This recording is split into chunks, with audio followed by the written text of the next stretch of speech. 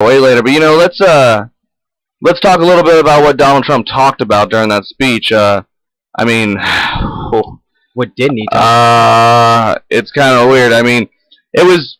I guess you can take it from two sides here. Some people looked at it. I mean, if you are a die-hard Trump supporter, you loved it. But if you are not sure about Donald Trump, you might be like us and be like, that was insane. First of all, I want to make a point that to anyone who thinks that Sheriff Joe deserves a pardon, you are slapping every Arizonian in the face who bipartisanly voted him out. It wasn't just Democrats who voted in Paul Penzo. It was Republicans too. We got tired of paying for his legal fees. $54 million in our taxpayer dollars went to his court fees. And he was proven to be guilty for racially profiling people. Now what does that say about Trump? I mean, just getting off of Charlottesville, then he would come to Phoenix with a proven racist sheriff. I mean, and the reason, too, he even said at the rally was because he didn't want to cause more trouble. That's why he didn't pardon Joe right then and there. But, on a side note, too, Squid actually was texting us about this. He's like, oh, did you know Sheriff Joe's not going to get pardoned? It's been confirmed from the White House. And I'm like, it's Donald Trump, man. It's Donald Trump. Yeah. And what, Nelson Mandela, you know what I mean? And what happened? And he's like, he's going to be okay. He's going to be okay. Just trust me. He's going to be just fine. Trust me. I mean, We've been there, and yeah, it's such a slap in the face to anyone who voted for Paul Penzo. It really is. I mean, not just that. I mean, people, even Arizonians. Even so, even if you're just like, I don't care. I just wanted Sheriff Joe out. Even so, he was found guilty in a court of law.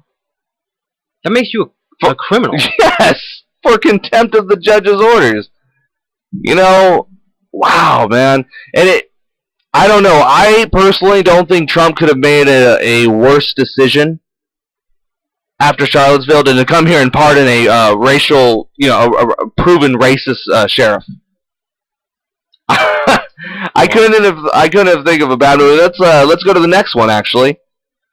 So Donald Trump had some more threatening words for Kim Jong-un.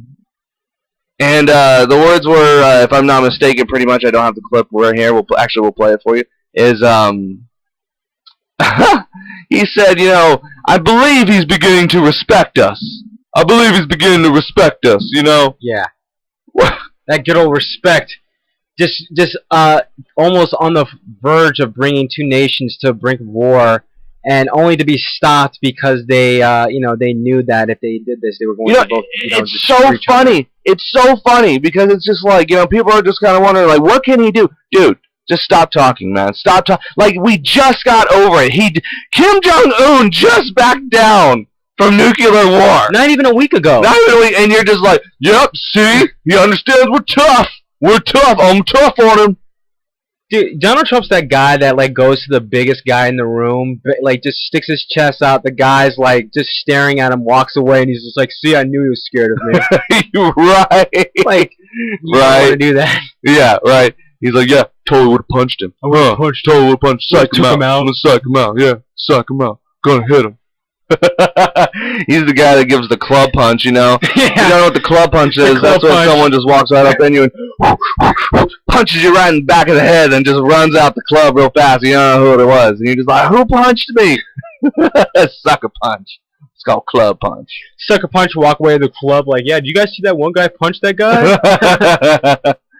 But man, but seriously, I don't, God. Who acts like this? I mean, who acts this irrational? He really is. I mean, the situation, he didn't even defuse the situation. The situation kind of got defused for him. Because it's like, come on. Either he's like a super genius and he just knows no one wants nuclear war, which could be a good credible argument that no one wants to kill each other. So he's like, they're going to back down. But, hindsight and retrospect, man, it's not a good scenario that's winding down. You're really creating a situation where it is him versus Un, and it's like their word versus his word, and who's gonna back down? Whose ego's gonna get hurt? Right, but usually I mean, when that happens, They might as well. They might as well just have, Trump might as well just be saying, "I'd like to see him fire first." I'm waiting for that comment to come. Just like, I'd like to see him press the button first. Oh, like, gosh. That's what I'm waiting for. But have you heard some people think that this is actually all a ploy because he doesn't want to be in office anymore? That could be. What do you think about that? That's not a liable. That's not a insane thing to do. Doing something insane so you can get out of your insane position. But then again, I mean, he's the president of the United States, man. He's still going to be down there in history. But he's all with a legacy. He's still going to be in history books. That's true. That's actually going to be very, very true. People don't understand that, but this man is legitimately making history with every speech he does. Yes. Registered as the 45th history books will have to be changed for him. Yes. These registered events will be changed because of him. The rules of politics are going to be changed. You know what? But honestly, though, CT Rob, I think you're right on that. Do you believe that there will be an actual historic point in time where they're like, this is where politics changed? Oh, because of the president. It's already changed. So, what has Trump changed? Let's see. I know one thing I think no one is really speaking about that Donald Trump has changed that I feel that needs to be said is, you can trounce your opponent, and if people don't like it, if you have a good solid base, they'll go with it. It's true. They'll go with it.